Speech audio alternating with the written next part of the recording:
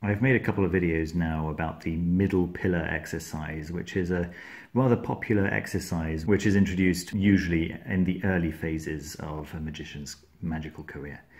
And one of the most popular questions that has arisen is, what are the similarities between the middle pillar and the chakra system? Many people are familiar with the chakra system. It's a very well developed system, it's very well known, and many people like to think of the middle pillar as something like the chakra system. While there is some crossover, I do think that it's a fallacy to think of them as being the same thing, and therefore one being less than the other because there are fewer centers. They don't really have the same aims. They are not really about the same thing, although there are some similarities in what's going on. We're focusing on different parts of the body, and we're visualizing different centers of energy that are in our body. However, how come there is a purple chakra at the crown up here, whereas in the middle pillar the purple chakra is at the generative organs and yesod, and the lowest chakra in the chakra system is at the coccyx, whereas the lowest one in the middle pillar is at the feet? None of this really corresponds enough to say that it's the same thing. There is some yellow kind of in the middle, although here it's at the solar plexus, whereas here it's actually in the middle of the chest. Here at what would be Darth in the middle pillar, some people see this as lavender blue, but mostly it's represented as just a misty white. So many people say, yes, there's a correlation at least between these parts, and therefore the rest must just be a mistake, right? Either in one or in the other, it must be a mistake.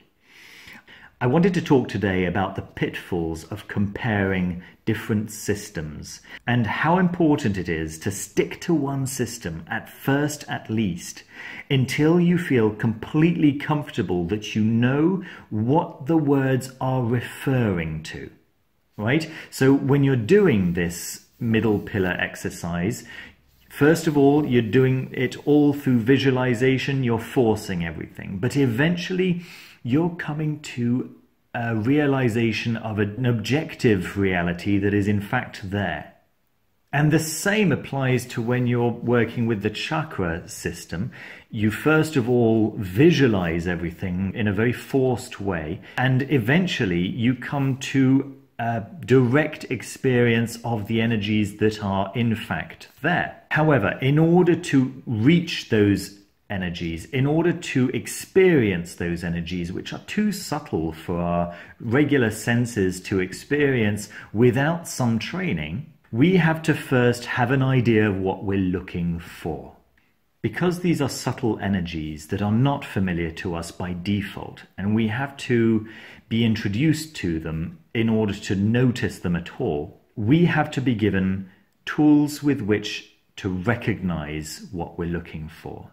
The middle pillar uses the Western ceremonial magic associations. It assumes that you are familiar with the Tree of Life, with Qabalah, and with all the associations that go with the Hermetic, Esoteric, Judeo-Christian system and worldview. The chakra system does not assume any of this. The chakra system assumes that you know everything to do with the Eastern way of thinking. And that's not a given for people who have been brought up in the West. Unless they have learnt it, these associations are not natural to us. Now, there's a book that can help you with that if you are adamant that the chakra system is in fact the way you want to go, but you were brought up in the West. Eastern Body, Western Mind by Anodea, Judith, comes highly recommended by my wife, by the way. It assumes that you've been brought up in the West and gives you the keys to the Eastern way of thinking, where this in fact makes sense.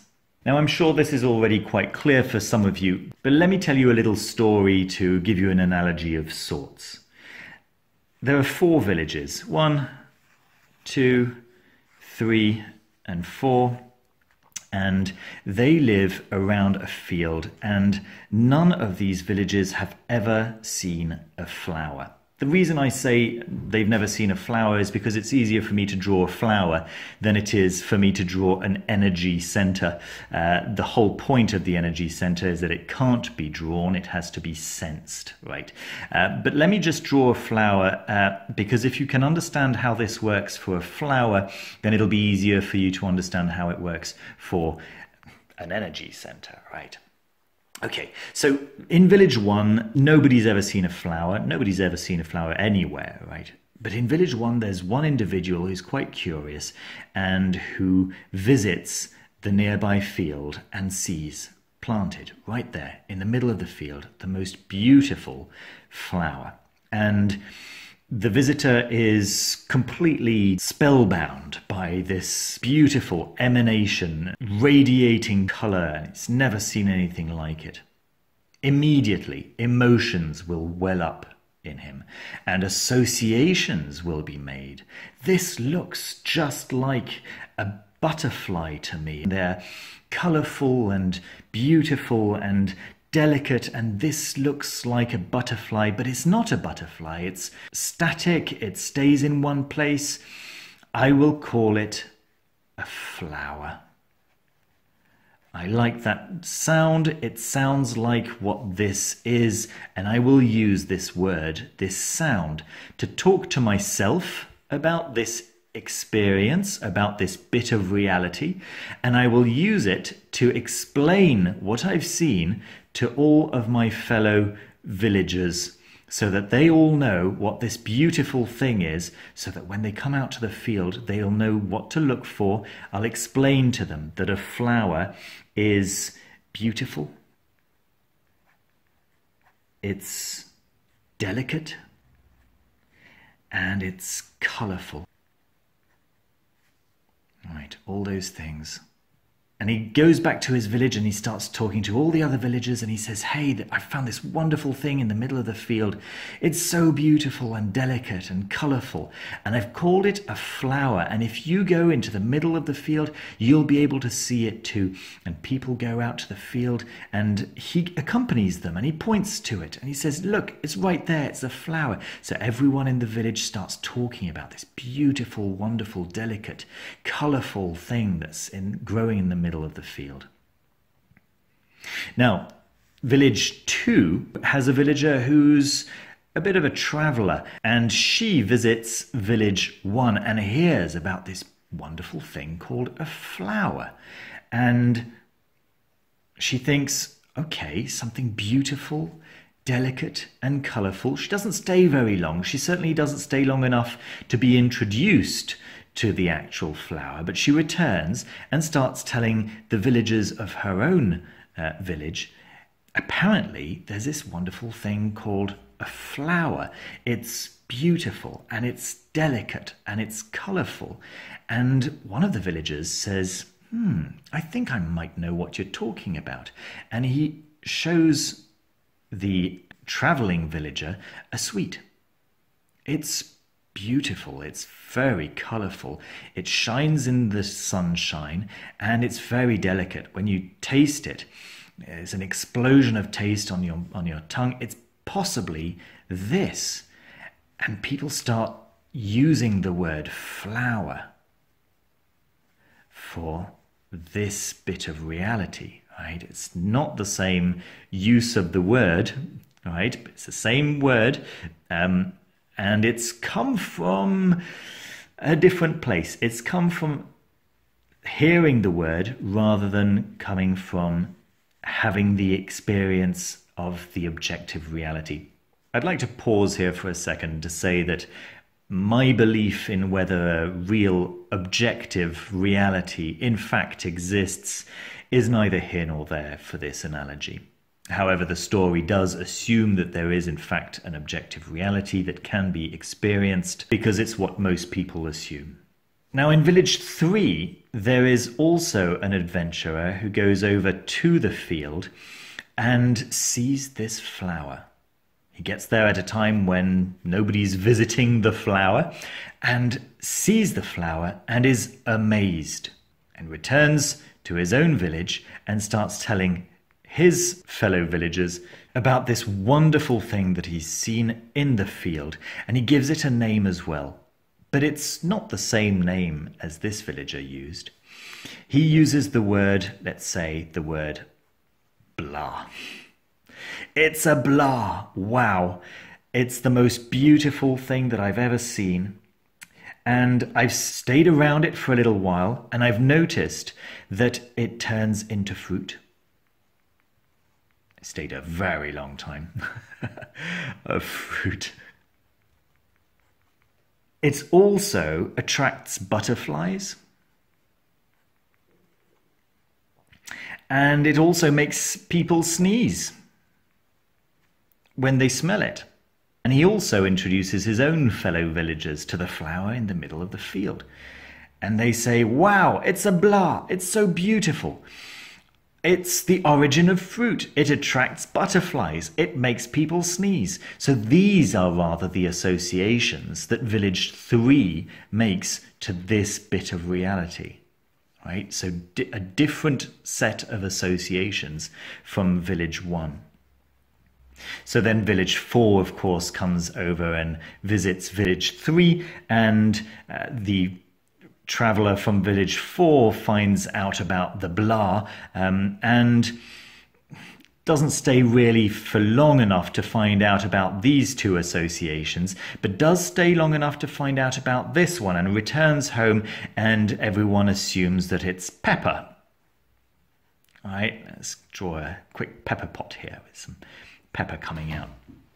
It's an amazing pepper pot. Wow. The villager also goes over to village 1, this same traveling villager, very, very sociable, well-traveled villager, visits village 1 and finds out about flower, right? The word flower, but doesn't stay for long enough to be brought to see this flower either, and hears that it's beautiful and delicate and colourful, and assumes that it's a butterfly. And then over time, village number 4 decides that the flower is a great symbol of transformation. So then the travelling villager from village number 2 goes and visits village number 4 and finds out that they think that the flower, because they're only using the word, right? Flower. The flower is a great symbol of transformation. So they then come back home and say, hey, those people in village 4 think that flowers are a great symbol of transformation. So you can see how all of this just gets terribly muddled, and it then becomes increasingly difficult as the years go by to unpack and untangle all of the misinformation and the misunderstandings and the words that mean something in one culture and something else in another culture. But ultimately, it doesn't really matter, because as long as you stick with one culture, you can learn all of the symbols and attributions to the symbols of that culture and experience reality with those words, with those attributions, with those preconceptions, with those assumptions. But what's important is the reality that that model in fact points to. Once you are very comfortable with all of that, with the reality itself, with the system of symbols that points to that reality, then you can visit other traditions and find out how they point to that same reality. But maybe they don't point to the same reality. Let's say that there's a 5th village over here who visits the field and sees the butterfly